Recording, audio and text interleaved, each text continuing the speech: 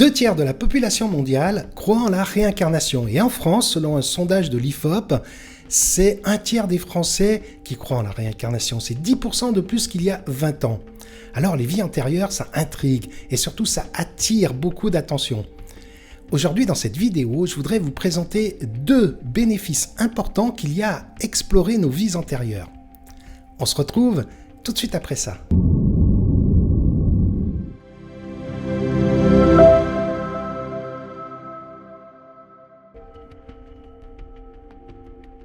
Pensez à vous abonner à ma chaîne et aussi à mettre un pouce, ça va me soutenir. Alors, est-ce que les vies antérieures, ça existe ou pas? Aujourd'hui, devant la multitude d'études scientifiques qui ont eu lieu, le doute n'est plus permis. Stéphane Alix, un célèbre reporter réputé pour son esprit analytique et rigoureux, a accumulé tellement d'études scientifiques et de témoignages qu'il dit aujourd'hui que la vision juste matérialiste est juste une pensée limitante, une croyance limitante et désormais scientifiquement intenable. Maintenant, quand on fait de l'exploration des vies antérieures sous hypnose, est-ce que la vie antérieure à laquelle on accède est vraie, est réelle ou pas? C'est une autre question. Et je dirais que ce n'est pas forcément une question hyper importante. La vraie question, c'est pourquoi et comment explorer une vie antérieure va être thérapeutique pour quelqu'un. Alors, ça va être thérapeutique parce que nos difficultés de fonctionnement, nos comportements inadaptés ou ce qu'on n'aime pas, ou nos schémas répétitifs, en fait, tout ça, c'est le résultat de blocages émotionnels qu'on a à l'intérieur de nous. Et ces blocages émotionnels, ça provient de blessures. Et ces blessures, elles sont plus ou moins profondes, elles sont plus ou moins enfouies. Peut-être dans l'enfance, mais aussi provenant d'autres vies, d'où l'intérêt de la régression.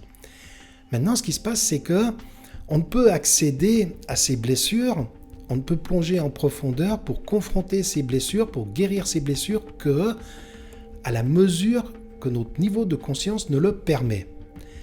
Ce qui va être super intéressant donc avec l'hypnose, c'est qu'on va créer un état expansé de conscience, et grâce à cet état expansé de conscience, donc on augmente le niveau de conscience, et grâce à cette augmentation de niveau de conscience, on va pouvoir aller plonger profondément pour aller chercher les blessures qui sont à l'origine de nos dysfonctionnements, de nos schémas répétitifs, etc. Et bien souvent, les causes de ces blocages émotionnels vont se trouver dans des blessures, dans des traumas qui viennent de vies antérieures. D'où l'intérêt d'aller régresser dans une vie antérieure, parce qu'on va pouvoir aller à l'origine de la blessure et on va pouvoir la ramener à la conscience d'une certaine façon. Alors, est-ce que c'est dangereux? Je dirais qu'il faut être formé. Il faut être bien formé pour accompagner quelqu'un, pour faire de la régression. Je déconseillerais de faire n'importe quoi avec n'importe qui. Maintenant, quand on est bien formé et qu'on sait comment appréhender, qu'on sait comment aller chercher des expériences qui sont significatives dans des vies antérieures, là, on peut faire ça en toute sécurité. Maintenant, je le répète, c'est important d'être bien formé. Je vous donne quelques exemples. Et si vous voulez des exemples, si vous voulez une étude de cas beaucoup plus précise, je vous invite à regarder une vidéo que j'ai faite. Vous y trouverez l'analyse complète d'une séance et vous verrez comment ça fonctionne et comment on peut transmuter des blessures. J'ai reçu une personne qui se plaignait d'être en surcontrôle. Elle contrôlait tout et donc ça lui générait énormément de stress. Et cette personne-là me disait qu'elle ressentait au fond d'elle une telle colère que si elle ne contrôlait pas, elle avait peur d'exploser. Donc, on travaille en hypnose et on va régresser, on va dans des régressions, dans une vie antérieure, puis 2 vies antérieures. Et à chaque fois, dans ces 2 vies antérieures que la personne a explorées, elle est morte suite à une trahison de proche. Et cette personne-là avait emmené avec elle une mémoire d'injustice, une mémoire de colère. Et du coup, ça explique cette colère qu'il ressentait dans sa vie actuelle. Un travail de libération, un travail de transmutation a pu littéralement transmuter, changer cette énergie de colère, libérer ça. Et il s'est senti tellement soulagé. Et du coup, bien sûr, sa personnalité contrôlante est restée là.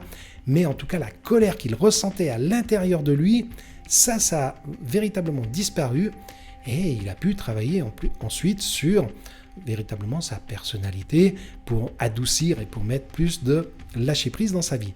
Ça, c'est un premier exemple plutôt émotionnel qui montre que l'expérience de la vie antérieure a de la répercussion directe sur la vie actuelle et comment on peut la transformer et la changer.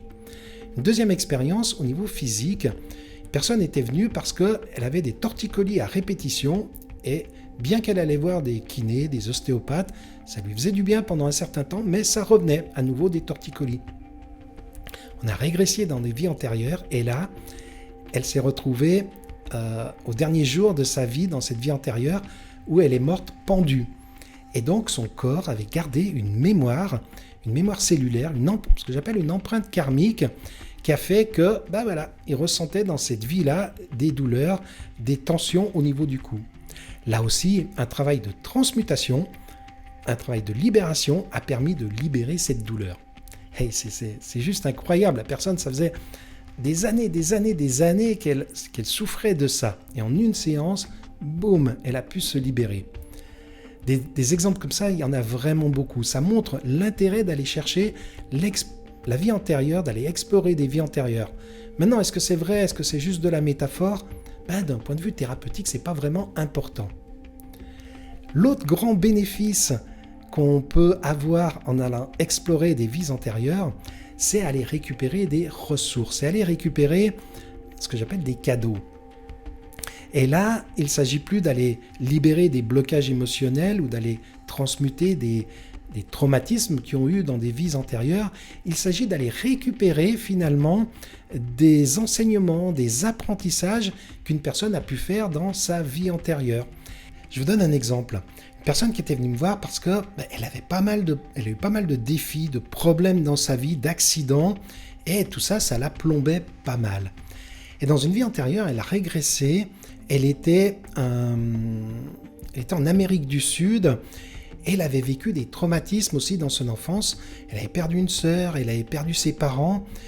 Mais elle a eu de la résilience dans cette vie antérieure et ça lui a permis d'évoluer. Et finalement, elle a fini sa vie comme chamane, comme sage de son village et même comme guérisseuse. Et donc, la personne qui a régressé, elle a pu aller chercher cette résilience, cette ressource dans sa vie antérieure qu'elle avait mis à profit et elle a pu l'intégrer dans sa vie actuelle pour développer sa résilience et pour finalement apprendre, continuer à apprendre et avancer par rapport aux défis qu'elle a pu vivre dans sa vie actuelle. Donc vous voyez, c'est absolument génial d'aller explorer des vies antérieures parce qu'il y a plein de bénéfices. On peut libérer des traumatismes qui ont un impact dans la vie actuelle. Et 2, on peut aller chercher des ressources. Donc là, c'était la résilience, mais il y a beaucoup d'exemples où ça va être de la confiance, ou alors ça va être des capacités de guérisseurs, de guérisseuses, etc.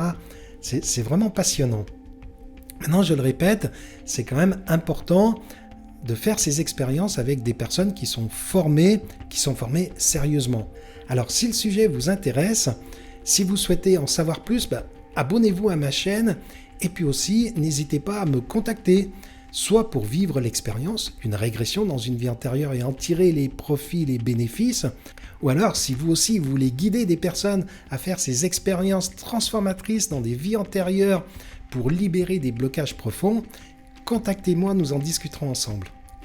Je vous dis à très bientôt.